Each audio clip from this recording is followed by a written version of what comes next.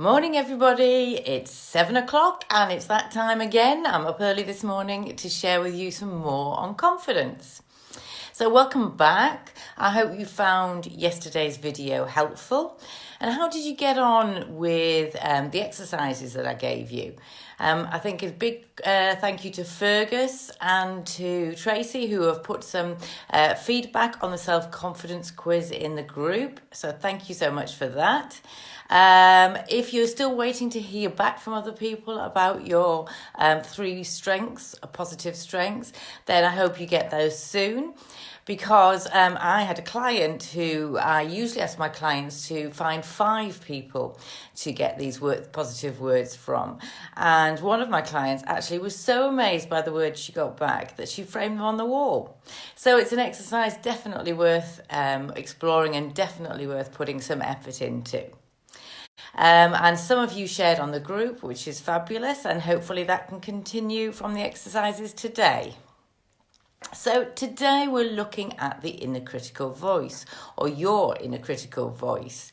And I just want to read you a quote. It's by Ariana Huffington that I really like, that refers to the inner critical voice. Even our worst enemies wouldn't speak to us the way we talk to ourselves. I call this voice the obnoxious roommate living in our head. It feeds on putting us down and strengthening our insecurities and doubts.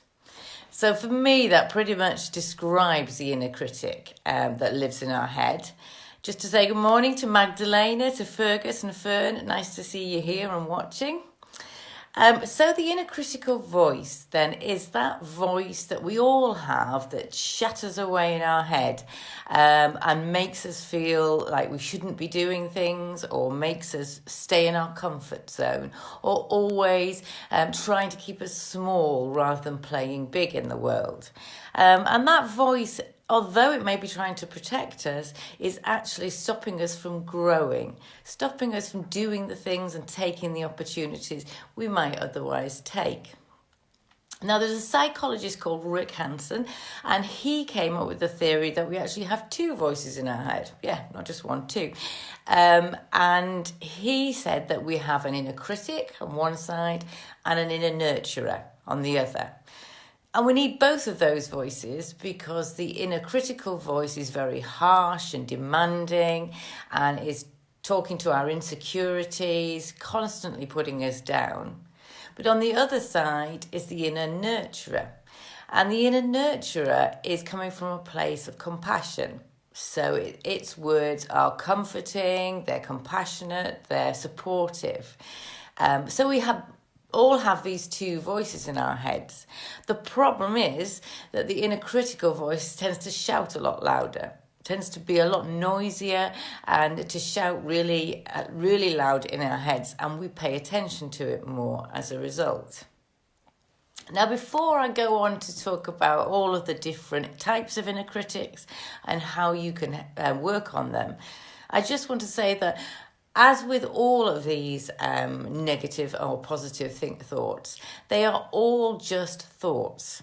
So remember that even if you've got an inner critical voice shouting, or an inner nurturing voice being nice and calm and compassionate to you, they are all thoughts. And because they're thoughts, because they pass through our minds and pass on again, they actually don't have any power over us. I like to think of them as backseat driver voices. So, for example, if your backseat driver is telling you, you've got to stop here, it's a red light, you've got to stop, you don't have to stop. It has no control over the car that you're driving. So if your backseat driver is telling you to take a different right turn, you can still go straight on. They are just thoughts and they have no control over you. So one of the quicker ways of dealing with your inner critical voice is just to let the thoughts go, to accept that there's my voice going again, there's my thoughts going again, and just let it go and flow onwards. Okay, so what does your inner critical voice say to you? Well, with my 12 plus years of working with clients and talking to them about their inner critical voice, their confidence and their self-worth, I've heard a number of different voices or words being said by the inner critic. And the types of words you get are the insulting ones, sort of, you're not good enough, who'd want to listen to you, who do you think you are to speak up, why would they want to listen to you? That sort of insulting and undermining voice can be an example of the type of words you might be hearing from your inner critic. But it's not just that simple. Sometimes your inner critical voice can be comforting. Go on, have that piece of cake, you deserve it. Or, you really should have had that promotion, you deserve to get that. Or, don't you think it's time you had a glass of wine? That's a really strong one for me, I have to say. And the third type of words you may find you get from your inner critical voice are the victim type. So, that wasn't your fault. Why did they do that to you? Or you're never going to get that promotion, so there's no point in going for it. They wouldn't choose you. They don't like you. And that is putting you into the victim mindset. So your inner critical voice isn't always just insulting. Sometimes it's comforting to make you do something you don't want to. And sometimes it's telling you it's not your fault, you're a victim, so there's no point in doing it. So which of those actually resonate with you, would you say? Are any of those words the sorts of words that your inner critical voice says to you? So while you're thinking about that, or maybe typing an answer in, let me tell you about my inner critical voice. Now, my inner critical voice is very loud and tends to be insulting in terms of why would they want to listen to you? You're just going to be boring, or this is what happens before this type of call in the morning, I have to say. You're going to be boring. Why would people want to listen to you? You've not got many comments, you're not this, nobody's interacting. All of these sorts of words are my inner critical voice. And my inner critical voice also does the whine one a lot. So, come on, you deserve it. It's a rough place in the world at the moment. It's really people get anxious. You deserve a glass of wine to relax. So those are definitely my sort of inner critical voices. And what sort of words do you hear coming from yours? Just have a quick drink. Okay, so there are 7 types of inner critical voice that were described by Rick Hanson in his work on psychology. The first type is the perfectionist. Now, you might find that you are a perfectionist and you didn't think that it was an inner critical voice, but a huge number of people are perfectionists, and it's growing, particularly in the younger generations. It's growing up in terms of numbers of perfectionists. And a perfectionist, you may not think you are one because things around you aren't perfect, but in actual fact, a perfectionist is somebody who needs things to be perfect. Not that they are perfect, but that they need them to be perfect. So if your inner critical voice is a perfectionist, well, there's no point in starting that. You're not going to be able to do it perfectly. Or, well, that's not good enough. You need to put more work into that. If your inner critical voice is like that, then my tip for you would be to think about some realistic expectations. So before you start doing anything, before you go to a meeting, before you start on a project, I would suggest you think about some realistic expectations. So what are the things that, what is perfect, what is failure, and where does good enough sit? So if good enough is about at 80%, what does that look like? And set that as your expectation for that project or whatever it is that you're doing. And that helps quieten that inner critical voice because you've already set your own expectation. So the second type of inner critical is let me just find my place, is the inner controller. That's the list. And the inner controller, as you would expect, is all about controlling you, keeping you in a small place, keeping you in your comfort zone. So saying to you, oh, I don't need to comment on this. What if I say something wrong?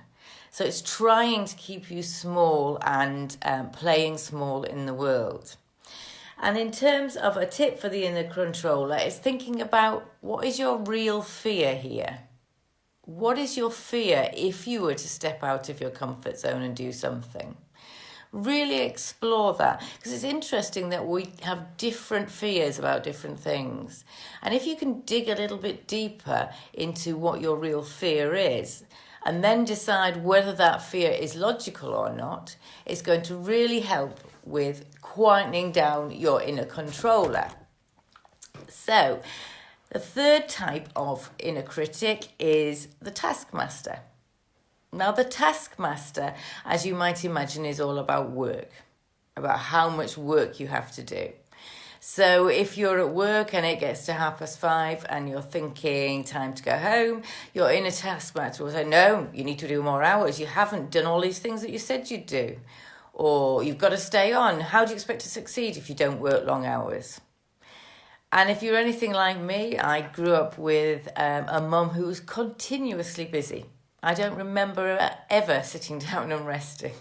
And she had a major taskmaster in her head. So if you've got a Taskmaster inner critic, then what you're going to find is that you always think you should be busy. You get a guilty feeling when you're not pushing yourself at work and you're not pushing yourself at home to achieve things. And for the Taskmaster, the important thing to help with that inner critic is to set some boundaries. You need to be very clear on what your boundaries are. And at the moment, when we're at home in this sort of lockdown, it's quite important that, yes, you have your boundaries in place in terms of your working day. So if you're working from home, have a structure, have an idea on exactly what you want for your working day to look like, what's your routine, and stick to those boundaries. Even when the Taskmaster is telling you another couple of hours, come on, you can do something better if you do another couple of hours. Also, the Taskmaster at home at the moment is quite tricky, I find, because it's telling me to keep doing something. You can't sit down and just watch the news for hours. You can't sit down and read a book. You need to be doing something. So in this period of time, in the sort of extraordinary circumstances that we're in, it's time to quieten that Taskmaster. Life has slowed down. It's all right not to be busy. You don't need to feel guilty because you're busy. So the Taskmaster at the moment is one to definitely work on, because it is okay to relax. In fact, we need to relax at the moment because the circumstances of the world are different.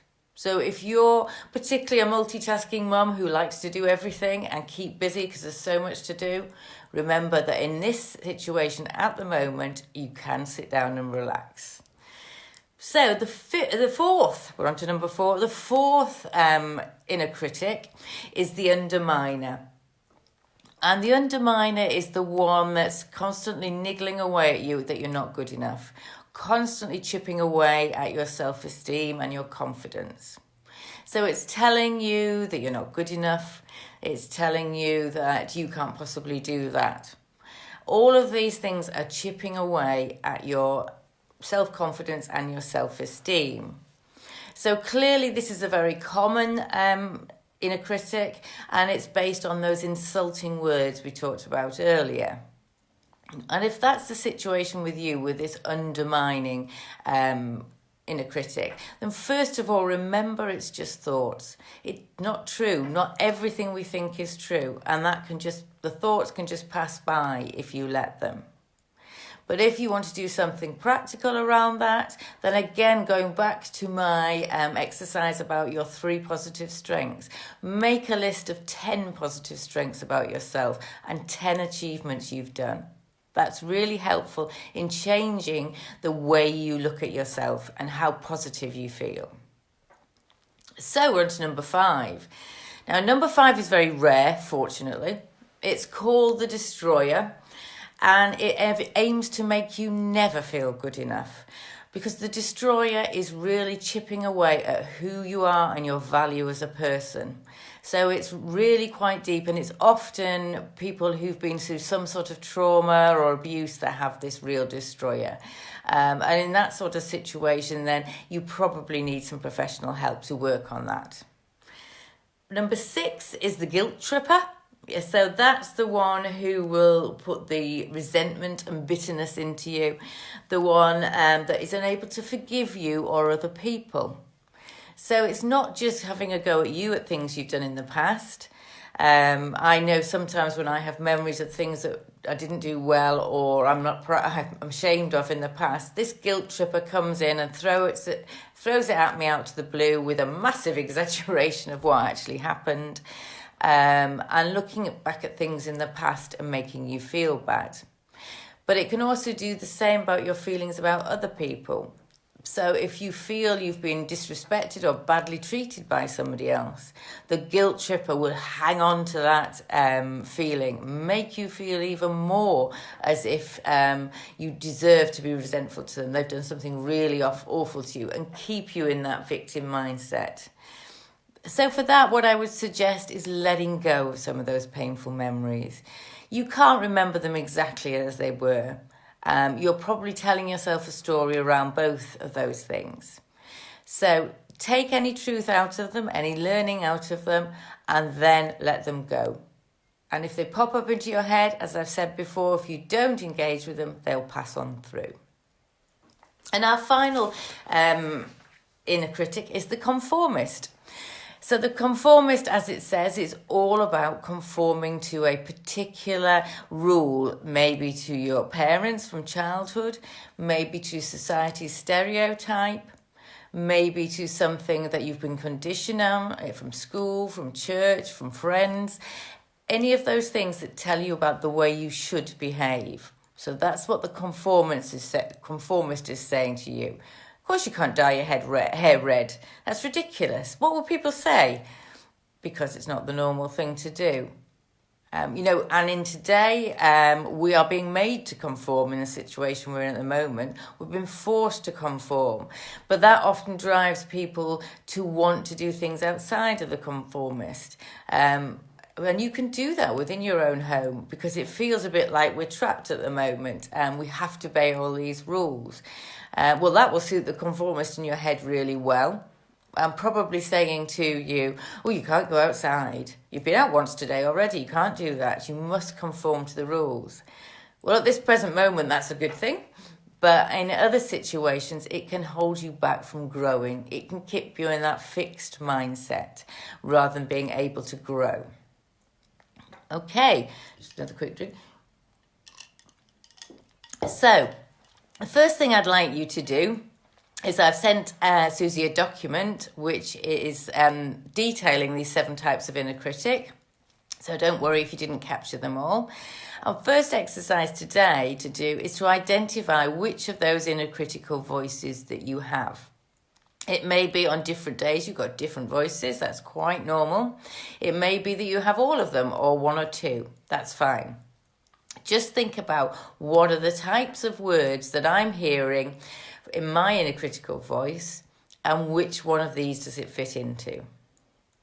So, first thing to do is to be aware of what's being said. What exactly are the words? Not it's a bit of this, a bit of that. What exactly are the words that you hear when you go to do something or think about doing something that is stopping you?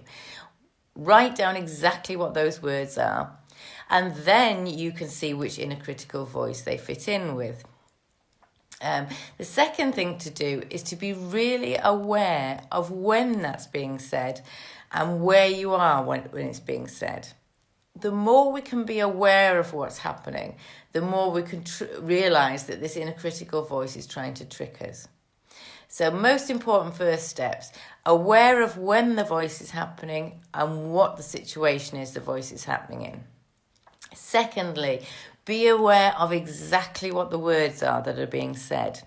because that's going to help you unpick what is behind it. What is your fear and insecurity behind that inner critical voice? The next thing to do is to depersonalize it. And what I mean by that is, I ask my clients to think about who the inner critical voice sounds like. Now, for a lot of people, they will say it sounds like their parents. It sounds like a previous boss they've had. It sounds like themselves even in their head, nagging and yapping away. If it doesn't sound like anybody in particular, what you can do is make it into a character. For example, let me bring on my inner critical voice. Just a second.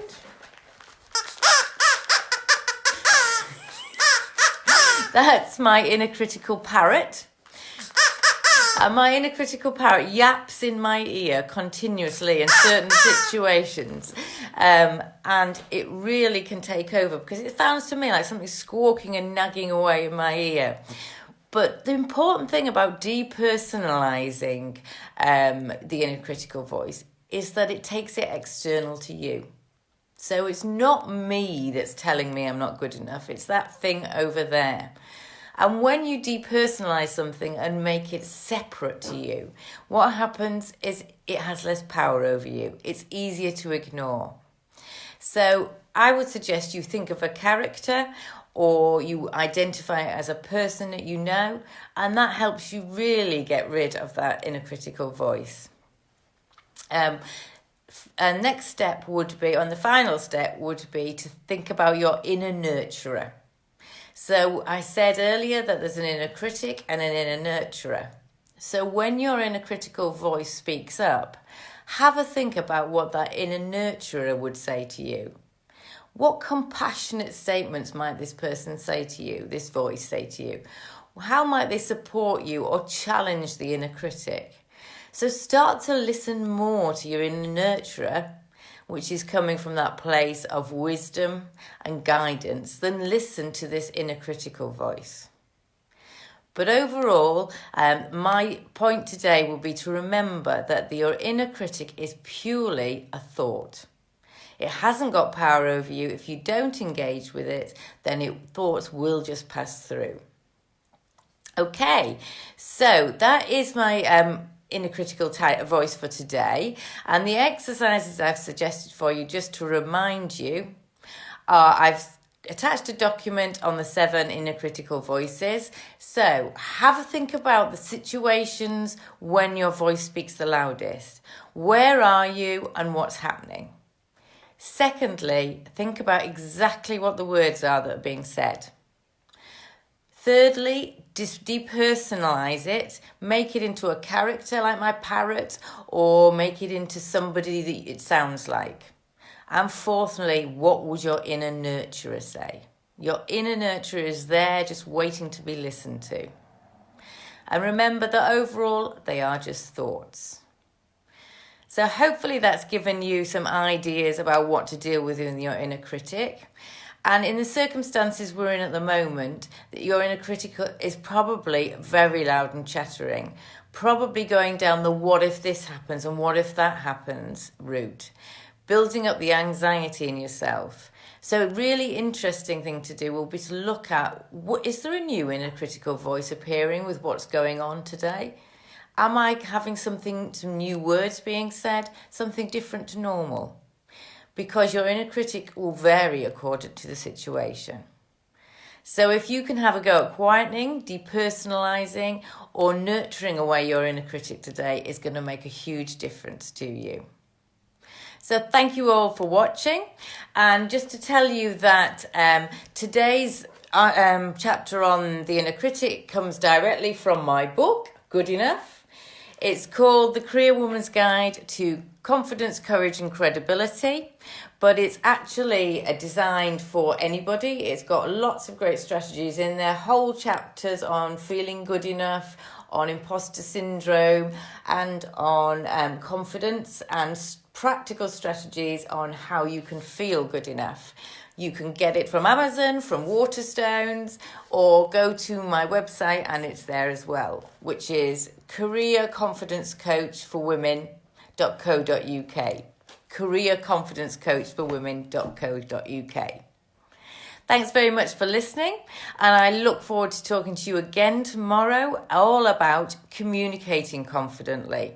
So we're going to be talking about body language, we're going to be talking about assertiveness, all of these really important things. So I look forward to seeing you at 7 o'clock tomorrow morning. Thanks very much. Bye.